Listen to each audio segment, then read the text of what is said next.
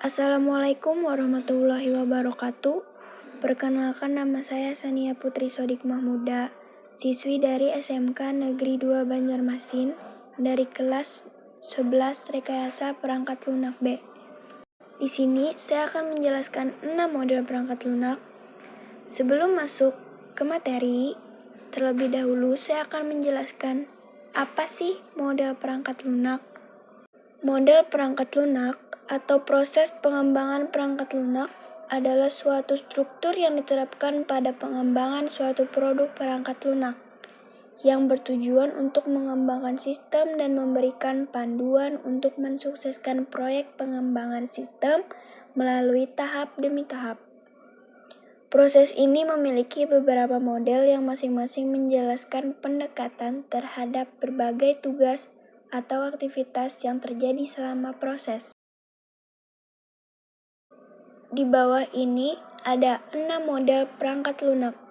Yang pertama, model waterfall. Yang kedua, model prototyping. Yang ketiga, model rapid application development atau RAD. Keempat, model evolutionary development. Yang kelima, model incremental. Keenam, model spiral. 1. Model waterfall. Model waterfall adalah model klasik yang bersifat sistematis, berurutan dalam membangun software. Nama model ini sebenarnya adalah linear sequential model. Model ini sering disebut juga dengan classic life cycle atau metode waterfall. Disebut dengan waterfall karena tahap demi tahap yang dilalui harus menunggu selesainya tahap sebelumnya dan berjalan berurutan. Di gambar bawah ini kita bisa lihat tahapan waterfall. Yang pertama communication, yang kedua planning, yang ketiga modeling, yang keempat construction, yang kelima deployment. Fungsi model waterfall. Metode ini berfungsi untuk sebuah masalah yang telah dipahami dengan baik, dan pekerjaan dapat mengalir secara linear dari proses komunikasi hingga penyebaran. Model waterfall punya kelebihan dan kekurangan. Kelebihannya, model waterfall terstruktur, berkembang secara linear melalui fase yang terpisah, mudah dimengerti dan dijelaskan sehingga mudah dipahami. Sedangkan kekurangannya, proses yang dilakukan cenderung panjang dan biaya yang mahal. Kedua, model prototyping. Model prototyping adalah model pengembangan sistem yang kompleks.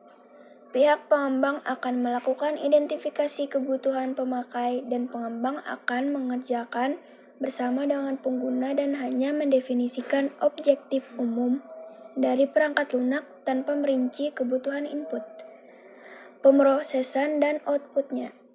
Berikut tahapan pengembangannya. Yang pertama, tahap pengumpulan kebutuhan. Yang kedua, tahap quick design. Yang ketiga, tahap pembangunan prototype. Yang keempat, tahap evaluasi pengguna. Kelebihan model prototyping: mengurangi waktu dan biaya, juga meningkatkan keterlibatan pengguna.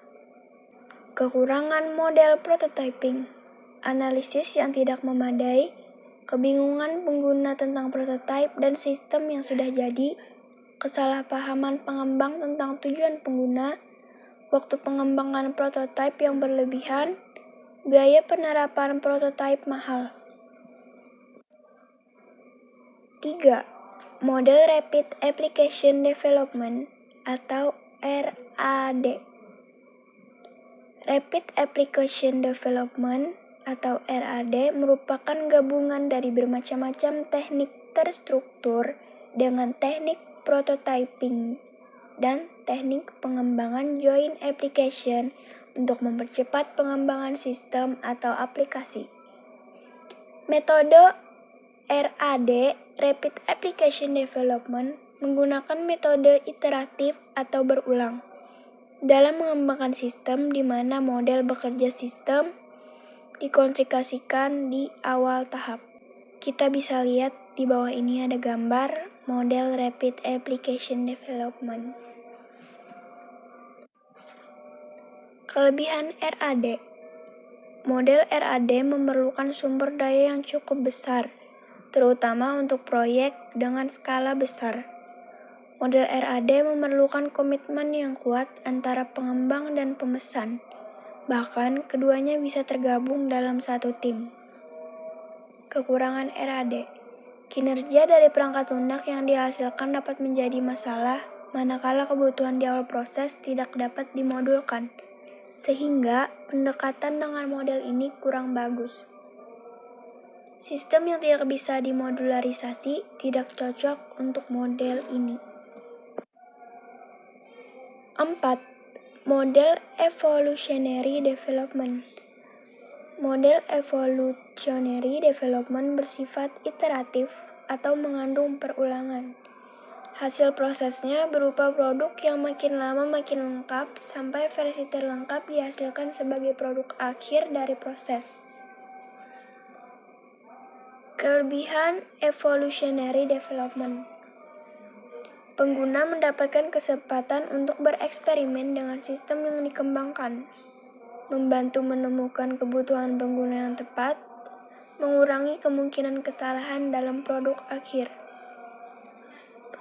Kekurangan Evolutionary Development. Waktu yang dibutuhkan untuk pengembangan perangkat lunak cukup panjang, demikian juga biaya yang besar. 5. Model Incremental. Model incremental adalah metode pengembangan perangkat lunak di mana produk dirancang, diimplementasikan, dan diuji secara bertahap hingga produk selesai. Model ini menggabungkan elemen-elemen model waterfall dengan filosofi iteratif dari prototyping. Kelebihan model incremental. Menghasilkan perangkat lunak dengan cepat dan lebih awal selama siklus hidup perangkat lunak. Lebih fleksibel dan lebih murah untuk mengubah ruang lingkup dan kebutuhan, sehingga menurunkan biaya pengiriman awal. Lebih mudah untuk melakukan pengujian dan debug. Adanya kemudahan untuk mengelola resiko. Kelemahan dari model incremental. Membutuhkan desain dan rencana yang baik. Membutuhkan definisi keseluruhan sistem yang lengkap sebelum dipecah menjadi beberapa increment. Total biayanya lebih banyak daripada model waterfall. 6. Model spiral. Model spiral adalah pendekatan realistis untuk pengembangan sistem dan perangkat lunak skala besar. Karena perangkat lunak berkembang seiring proses berlangsung. Pengembang dan pelanggan lebih memahami dan bereaksi terhadap resiko di setiap tingkat evolusi. Ada 6 karakteristik model spiral. 1. Mendefinisikan artefak secara bersamaan. 2. Melakukan 4 aktivitas dasar pengembangan perangkat lunak pada setiap siklusnya. 3. Resiko menentukan tingkat usaha. 4. Resiko menentukan tingkat detail. 5. Menggunakan titik tombak jangkar. Dan yang terakhir, fokus pada sistem dan siklus hidupnya. Kelebihan model spiral. Perubahan tambahan atau fungsi baru dapat dilakukan di tahap selanjutnya jika ada perubahan secara tiba-tiba. Pengembangan berkelanjutan atau berulang membantu dalam manajemen risiko. Pengembangan cepat dan fitur ditambahkan secara sistematis dalam pengembangan spiral. Selalu ada ruang untuk umpan balik pelanggan. Kekurangan model spiral. Kekurangan model spiral. Resiko tidak memenuhi jadwal atau anggaran. 2. Pengembangan spiral bekerja paling baik untuk proyek besar juga menuntut keahlian penilaian resiko. Untuk kelancaran protokol, model spiral perlu diikuti dengan ketat. Dokumentasi lebih karena memiliki fase menengah.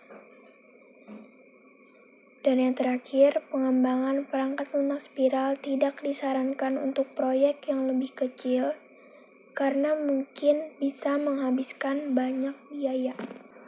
Jadi, itu tadi penjelasan singkat tentang model perangkat lunak dari saya.